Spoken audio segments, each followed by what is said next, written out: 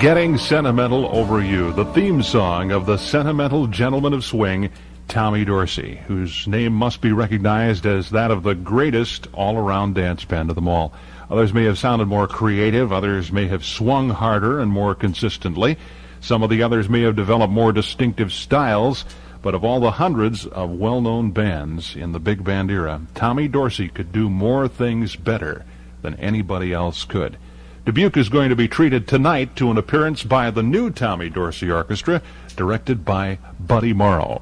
I'm on the line right now with Buddy Morrow, fantastic trombonist and longtime leader now of the new Tommy Dorsey Orchestra. That's a name that has been around since actually the 1920s, Tommy Dorsey. And Buddy, you've been around playing great trombone almost that long. Well, I came onto the scene when I was 17 in New York, having won a scholarship at Juilliard and also an audition with Tommy and Artie Shaw. I started working in New York while I was attending school. I worked with Artie Shaw. Eddie Duchin was my first steady job, and then back with Artie Shaw. And then from there to a bunch of jobs in and around New York, including Richard Himber, Vincent Lopez, a few others. And after that, back with the Tommy Dorsey Orchestra. Let's get back to that stint with Artie Shaw, because you were with Shaw when he had really a radically experimental band at that time, right? Yes, it was his first band, which was a string quartet and trumpets, trombone, and tenor sax. Unheard of at that time, right? And the remarkable thing of the whole Shaw concept is there were four band leaders involved there. Jerry Gray, who was to write for the Glenn Miller Orchestra and conduct his own band. Jerry wrote String of Pearls, among some other things, right, for Miller. And then there was Tony Pastor, who played tenor with the Shaw Band and formed his own band later on. And then there was myself and a trumpet player by the name of Lee Castle, who was my roommate, who now runs the Jimmy Dorsey Orchestra. Right, the Lee Castle Jimmy Dorsey Orchestra is on the road presently too, right? I guess so. I don't know his things, except he owns the Jimmy Dorsey name, so right, he utilizes it as he sees fit.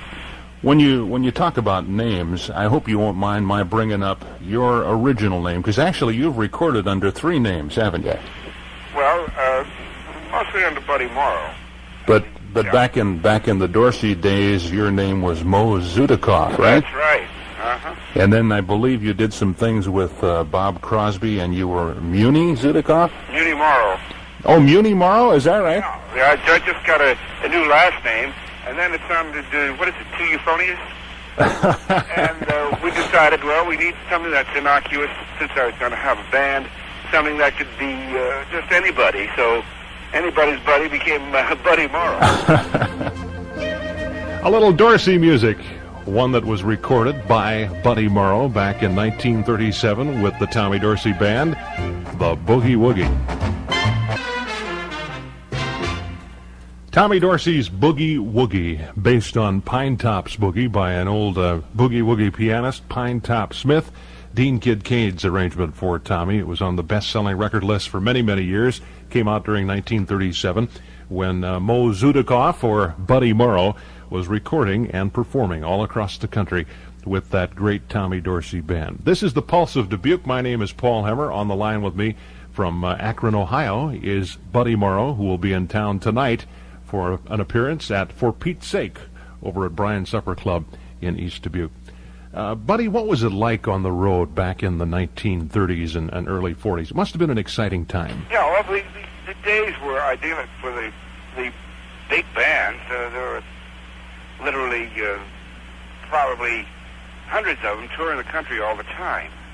And we were the rock and rollers of that particular age.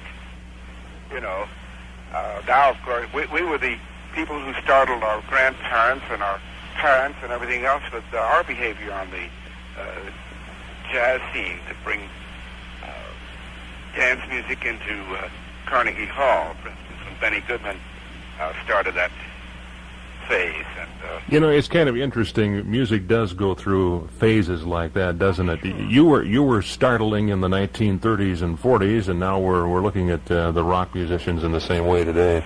Sure, it's nothing new in the world of art. There's always the avant-garde, and there are always the traditionalists, and there's a big mass of people who don't care. It's a constant battle, but I think as each phase comes in, there is a compromise so that one area still lives and the other progresses. There seems to always be the pioneers, though, that pave the way for things and for change. Pioneers generally last because they have good taste and there is public conviction behind them. You worked in the era when some of the greatest musicians of all time were working with that Dorsey band. Do you want to talk about some of them? Well, when I was with the Tommy Dorsey band, he was just starting to incorporate all the big names. When I was with the band, Charlie Spivak played lead trumpet. Yank Lawson, of course, played second jazz. And we have names like Bud Freeman, Dave Russin, Skeet Hereford, Davy Tuff, just Jaime Schertzer, all great players for that particular era. Many of them have gone on to very successful careers in studio work. Oh, yeah. I would say 90% of them did. In fact, you did that very same thing yourself, right? I did it for many years. A Dorsey jazz classic, Well Get It. That'll be part of the action tonight at For Pete's Sake over at Bryant Supper Club in East Dubuque. And we're on the line right now again from Akron, Ohio with Buddy Morrow, who is leading the new Tommy Dorsey Orchestra nowadays and should put on a great show tonight. Buddy, you had your own band as well, right? Right after World War II. Yeah, you started that when, in 1946, was it? Yeah. I had my own band for a couple of years and then had a 4-year hiatus and went back into the band business in 1951 and was in it for about almost 20 years, and then decided to work just weekends and stuff with my band. And I moved to Florida, supposedly, to semi-retire, which never happened. When did you take over the Dorsey band? 9 years ago. Is it 9 years ago already? Now. They had a succession of leaders on that band, notably Warren Covington. And I can remember here, in fact, the last time the Dorsey band was in town, Murray McEachran was leading it. Right. Now, that's around 10 years ago, at least. Yeah. I took the job as an interim leader, and after several weeks, I decided, hey, I like this. And I've been on the road ever since. How many nights of the year or the week do you travel, buddy? We're on the road about 47 weeks a year. Is that right? And we stay pretty much within the Tommy Dorsey tradition. Now, the original arrangement, so you have to do 75%, which we follow almost rigidly, but with conviction. That's the more important thing. Sometimes the ghost bands, and let's face it, you're leading a ghost band today, that's right. Have a tendency to become awfully stodgy. I hate this. Oh, no, we don't. We maintain the enthusiasm. We maintain the structure of new stuff as well. Cannot remain stodgy because that would kill us. Right. I was going to compliment you, actually. You cut in on me. I saw you on the Disney Channel program here, I guess it was a summer or 2 summers ago, and I thought, what a great, exciting young band this has turned out to be. Well, it's still exciting, it's still young, and we're still forging ahead. The Tommy Dorsey Band, I am in agreement with Mrs. Dorsey through contract, and we run it exclusively here. I am not a paid employee. That's a big difference. I run it for the estate, and I also run it for Buddy Morrow. Is Mrs. Dorsey still alive? Oh, sure. Is that right? The third Mrs. Dorsey, a very lovely, wonderful person who Tommy married, I guess 30-some-odd years ago.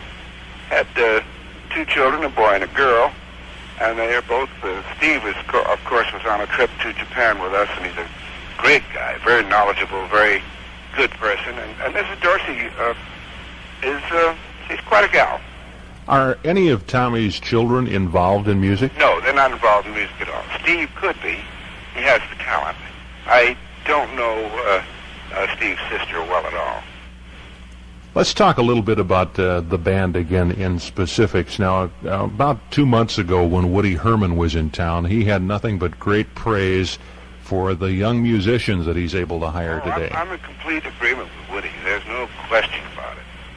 The young guys come out of school very, very well prepared. They are very well trained, and you have some very fine people teaching now. And they have all the arrangements that have gone on before. I don't agree with some of the teachers, but in general, I would say the young musician today is a heck of a lot more prepared for this kind of life than the guys of 20, 30, 35, 40 years ago. Let's listen to some music by Buddy Morrow, leading his own band with one of his great hit recordings in the early 1950s, one that really created a lot of excitement. This is Buddy Morrow and Night Train. Buddy Morrow leading the new Tommy Dorsey Orchestra tonight at Bryant's For Pete's Sake. That's Buddy's hit recording from the early 1950s, Night Train. We were talking about some of the young musicians on the bands today, and in contrast to their immense skill, you look at fellas like, for example, Vito Musso, one of the great jazz saxophonists with the Benny Goodman Band. He had to learn almost everything in that band's library by rote, because he was not a schooled musician, but played great jazz. You know, they were like when you shake up a bag of peanuts and these guys come up to the top. Most of them were what I call barbershop talents. They learned on their own. Like Topsy, they just grew. And today you have guys who are studying the styles of Vito Musso, of Quinochet, of all the great players. There's so many records of the fine playing of Louis Armstrong, of Dexter Gordon, you just name them. So we have references. The other guys were pioneers. They were creating the area in which we expand today and expound. What do you think is the future of the big band today? The big bands have to make their own future. There's no predicting, and I would hesitate, except I say the big band has to become the bumblebee, and in spite of its lack of in certain areas of electronics, we are going to have to marry the electronics and bring it to the big bands, and we're going to have to make the bumblebee fly. When Woody was in town again, I hate to keep going back to Woody, but why not? He's a great guy. He had nothing but nasty things to say about the marriage of electronics, and he hates a synthesizer, for example. Yeah, well, Woody is a traditionalist, and don't forget, Woody's had the best of everything. There's sometimes when we've had the best of everything that we lose sight of the important thing, and that's perpetuation of an art form that is truly American and truly a gift of the American people to the world.